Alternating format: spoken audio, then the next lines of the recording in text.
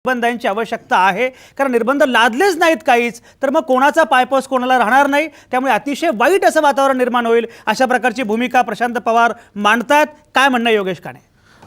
पवार साहेब, तुमची माफी मागून माझं मत मांडतो की सेन्सॉर बोर्डाचं माझ्या मते काम कुठलाही मूवी किंवा कुठलीही कलाकृती 18 वर्षाच्या वरच्या लोकांनी बघावी किंवा 18 वर्षाच्या खालच्या लोकांना सुद्धा बघायला हरकत नाही, इतपतच असायला हवं.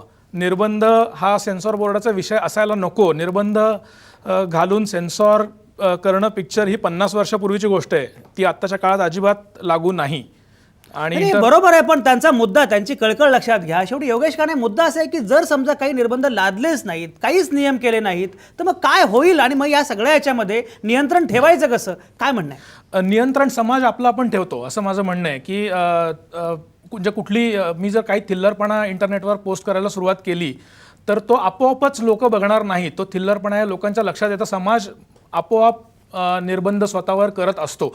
आणि जर ते लोकप्रिय झालं, तो थिल्लरपणा लोकप्रिय झाला, तर आजच्या काळात तीच आपली संस्कृती आहे दुर्दैवाने, असं म्हणायला हरकत नाही. पण समाजाला स्वतःचं नियंत्रण स्वतः करू द्यावं असं मला वाटतं. अच्छा, सेल्फ सेन्सॉरशिप हीच अतिशय महत्त्वाची गोष्ट आहे. हे जे सगळे हॉटेल्स आहे मोठे मोठे आपलं तुमचे संजयजी बोला. एक प्रश्न हा विचारतो, जर आपण निर्बंध नाही लावले, आज 18 वर्षाच्या खाली आणि 18 वर्षाच्या वर जर हा इथे जर वयाचा आला, तर आज 18 वर्षाच्या खाली मुलं मुली सगळे पब बार मध्ये जातात, बसतात, सिगरेटा ओढतात. मग त्यांच्यावर काय निर्बंध लावणार आहे तुम्ही? म्हणजे शेवटी तुम्ही कुठे ना कुठे संस्कृतीच खराब करताय ना. म्हणजे ठीक आहे, कोणावर काय निर्बंध लावावं, त्यांनी चांगले गुण घ्यावे की वाईट गुण घ्यावे, हा त्याचा विचार आहे. आम्ही नाही सांगू शकत की त्यांनी चांगले गुण घ्यावे किंवा यांनी वाईट गुण घ्यावे. योगेश काणे बरोबर. प्रशांत पवार, तुमचा मुद्दा पोहोचला. मी योगेश काणेंना तेच विचारतो. योगेश काणे, त्यांचं म्हणणं असं आहे की हा संस्कृतीवर हल्ला आहे आणि संस्कृती खराब होत चाललेली आहे असं ते म्हणतायत. काय म्हणणं आहे तुमचं? पवार साहेब, संस्कृती आपण ठरवत नसतो. आपल्यापैकी कोणीही संस्कृती ठरवत नसतं. म्हणजे 1000 वर्षापूर्वी सुद्धा असं एक पॅनल नव्हतं की ज्यांनी ठरवून दिलं की ही आपली संस्कृती आहे आणि याच्यानुसार चाला.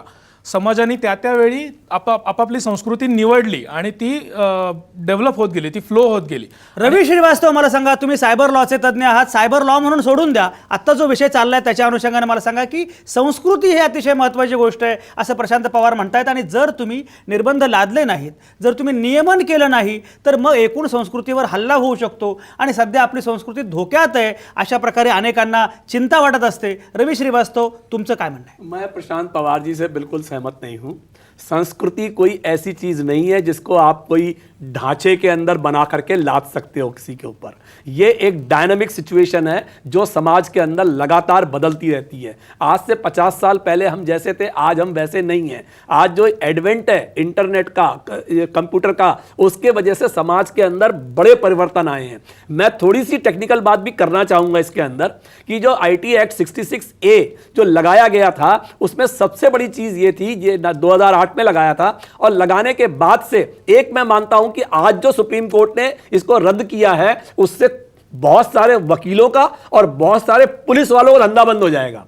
क्यों? कि सबसे बड़ी चीज इसमें यह थी कि जो एक्ट के अंदर प्रोविजन थे वो बहुत सब्जेक्टिव थे, संदिग्ध, कि अगर आपको शक हुआ सिर्फ कि इस आदमी ने इंसल्ट, इंजरी, ऐसी चीजों के ऊपर अगर आप अरेस्ट करते हो तो यह बहुत एक नुकसानदायी चीज है. दूसरी चीज मैं कहता हूं, इसके जो शिकार थे वो देश के बच्चे हो रहे थे. शाहीन ढाड़ा या वेणु श्रीनिवासन पालघर के जो थे, वो दोनों बच्चे थे. जो आजम खान जी ने जिसको पकड़वाया बरेली में, वो बेचारा 11वें दर्जे का विद्यार्थी था. इन लोगों को यह समझ भी नहीं है कि वो क्या कर रहे हैं, क्योंकि उनको साइबर नॉलेज, साइबर लॉ की नॉलेज, एक्ट्स के बारे में जानकारी उनको मालूम नहीं है. आज आप जाइए कॉलेजेस के अंदर, सारे पासवर्ड एक्सचेंज करके एक दूसरे से रखते हैं. कोई किसी की साइट पे कुछ भी पोस्ट करता है, कोई कहीं भी जोक डालता है.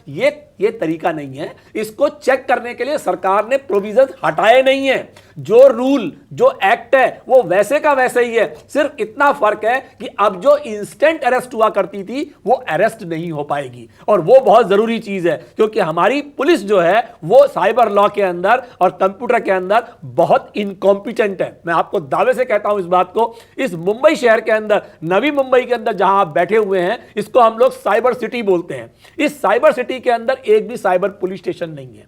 ये कॉम्पिटेंट नहीं है ये जानने के लिए कि साइट के ऊपर जो पोस्ट हुआ है वो सच में इन्फ्लेमेटरी है या नहीं है। सिर्फ इसलिए कि किसी आदमी ने शिकायत की आप जाकर के दूसरे को अरेस्ट कर लेते हो, वो पूरी तरह से गलत है। इनके हाथ में इस तरह की जो अधिकार दे रखे थे वो गलत थे।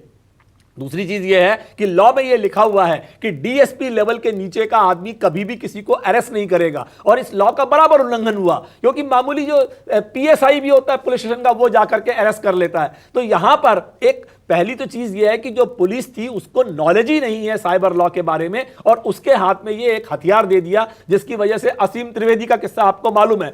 वो बेचारे को आज 3 साल के बाद में अभी माननीय मुंबई उच्च न्यायालय ने अभी उसको बरी किया है। आम आदमी पार्टी ने उसके पीछे बहुत अपनी ताकत लगाई थी और उसको जमानत मिली थी, क्योंकि उसने बेचारे ने सिर्फ थोड़े कार्टून बनाए थे, और उसे भी माननीय हाईकोर्ट ने कहा कि वो कार्टून सिर्फ अभिव्यक्ति की स्वतंत्रता है, उसने कहीं भी किसी को डिफेमेम करने का या किसी का अपमान करने का ऐसा उसका कोई उद्देश्य नहीं था। तो मैं ये समझता हूं कि ये बहुत ही स्वागत योग्य है जो आज सरकार ने निर्णय लिया, जो सुप्रीम कोर्ट ने निर्णय लिया है, और इसका पूरी अनुपालना जो है वो समाज के और देश के बिल्कुल हित में है। रवी श्रीवास्तवांनी अतिशय तपशिलामध्ये सगळी मांडणी केलेली आहे। ते स्वतः सायबर लॉचे अभ्यासक आहेत आणि त्याप्रमाणे राजकीय सामाजिक कार्यकर्ते आहेत, अभ्यासक आहेत। त्यांनी व्यवस्थितपणे सगळी मांडणी केली आणि लहान मुलांचा किंवा कॉलेजमधल्या मुलांचा जो उल्लेख केला आहे तो अत्यंत महत्त्वाचा मुद्दा आहे। आपल्यासोबत कॉलेजमधलीच एक विद्यार्थिनी आहे मोनिका अवसरमल। मोनिका अवसरमल आत्ता औरंगाबादमध्ये आहे, जर्नलिझम शिकते आहे। मोनिका अवसरमल, एक सांगा, मगाशी प्रशांत पवार असं म्हणाले की मुलं काय वाटेल ते करतायत, त्याच्यावर निर्बंध लादले नाहीत तर अनर्थ ओढवेल, अशा प्रकारची भूमिका त्यांनी मांडली। आणि त्याचवेळी विनायक पाचलग आणि योगेश काणे यांचं मात्र म्हणणं असं आहे की निर्बंधांची गरज नाही, मुलांना समजेल स्वतःहून आपण हे माध्यम कसं वापरायचं आहे ते। मोनिका अवसरमल, तुम्ही सोशल मीडियाकडे कसं बघता आहात आणि या स्वातंत्र्याचं रूपांतर स्वैराचारामध्ये होण्याची भीती आहे का? काय म्हणणे मोनिका?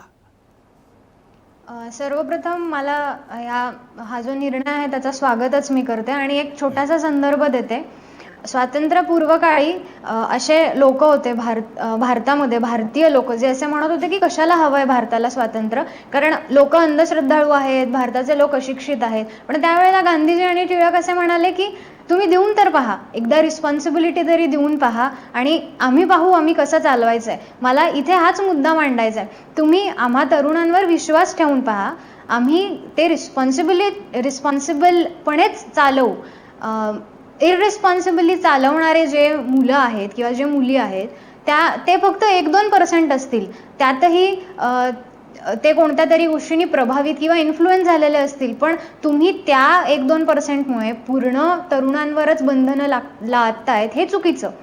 आणि पुन्हा एकदा असं म्हणावं लागेल की चेंज इज इनएव्हिटेबल, तुम्ही चेंजला थांबवू नाही शकत। मग तुम्ही फक्त ह्याच्यावर निर्बंध टाकून, जसं आता पुन्हा एकदा सांगायला आवडेल की FB, व्हॉट्सॲप, ट्विटर, ब्लॉगर हे सगळे आमच्या एक्सप्रेशनचे माध्यम आहेत। तुम्ही ह्याच्यावर नियंत्रण टाकणार म्हणजे आमच्या अभिव्यक्ती स्वातंत्र्यावर नियंत्रण टाकणार। जो नोव्हेंबर 2012चा जो केस झाला बाळासाहेब ठाकरेंच्या मृत्यूनंतरचा, त्यामध्ये तिने आपलं मत मांडलं, आपलं प्रश्न विचारला। मग हा जो कायदा होता, मग आता तुम्हाला असं म्हणायचं आहे का की तरुणांनी प्रश्नही विचारू नये? तुम्ही एकदा रिस्पॉन्सिबिलिटी आमच्यावर देऊन आमच्यावर टाका आणि आम्ही ते चांगल्या पद्धतीने म्हणणं असं एकदा विश्वास तर ठेवून बघा आणि मग बघा की तरुण किती जबाबदारीने हे माध्यम हाताळतात। मोनिका, अडचण अशी आहे की फेसबुकवर तुम्ही तरुण आहात हे बरोबर आहे, पण फेसबुकवर ज्येष्ठ पण जास्त आहेत, त्याची चिंता खरं म्हणजे जरा जास्त आहे। तरुणांच्या जबाबदारीविषयी कोणालाच भीती नाहीये, पण अलीकडे ज्येष्ठच फेसबुकवर जास्त दिसतात आणि त्याच्यामुळे कदाचित ते जरा जास्त धोक्यात आलेलं आहे। असो, आता विनीता देशमुख आहेत आपल्यासोबत। विनीता देशमुख, तुम्ही माहिती अधिकार चळवळीमधल्या कार्यकर्त्या आहात, एकूण पारदर्शकता हे तुमच्या कामाचं सगळ्यात महत्त्वाचं वैशिष्ट्य आहे, तुम्ही या निकालाकडे कसं बघताय?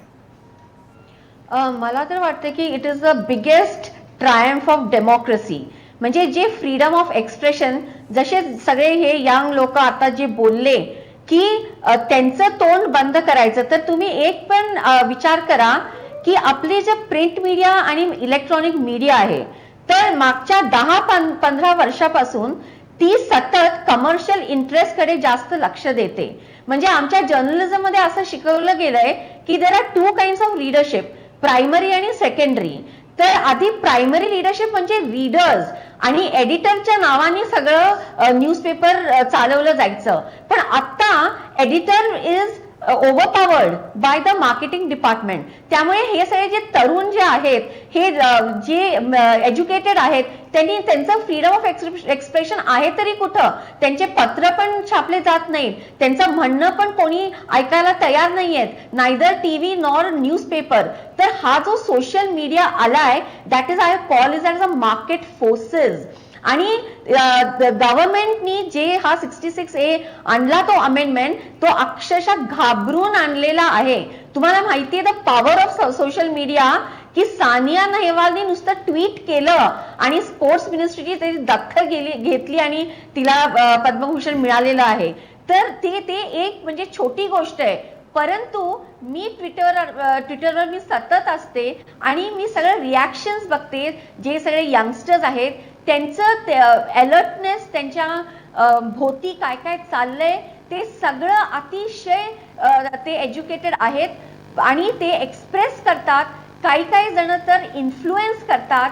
आणि सुप्रीम कोर्टचं जजमेंट जर तुम्ही वाचलं तर त्याच्यात ते गव्हर्नमेंटच्या काउन्सिलने असं सांगितलेलं आहे की प्रिंट मीडियम ठीक आहे, कारण तिथं एडिटर असतात आणि मग कोणीतरी बघतं की काय प्रिंट झालेलं आहे. टेलिव्हिजनचं माध्यम पण तसंच आहे, पण सोशल मीडियाचं एकमेव माध्यम आहे की जे कुणाच्या कंट्रोलवरच नाहीये. तर गव्हर्नमेंटनी जे ह्या 60 वर्षात केलेलं आहे, आपल्याला सगळ्यांना माहिती आहे की माहितीचा अधिकार, पण ते आता त्याला संपायला ते निघालेले आहेत. त्यामुळे त्यांना कुठलंही फ्रीडम ऑफ एक्सप्रेशन नाही. आणि मला इतकं म्हणजे हैराण वाटतं की नाहीतर तो पोलीस म्हणतो की मला अरेस्ट करायचे पॉवर्स नाहीये, पण इथं कोणी नुसतं एक ओपिनियन दिल्यानंतर लगेच अगदी रात्री 12 वाजता जाऊन एका मुलीला अरेस्ट करायचं, म्हणजे किती शेमलेस आहे हे. म्हणजे डेमोक्रेसीला कसं मर्डर करायचं हाच हेतू गव्हर्नमेंटचा असतो. मागच्या गव्हर्नमेंटचं कपिल सिब्बल साहेबनी दाखवलं की कसं हे सगळं स्ट्रँग्युलेट केलं आणि आता तेच प्रथा आहे.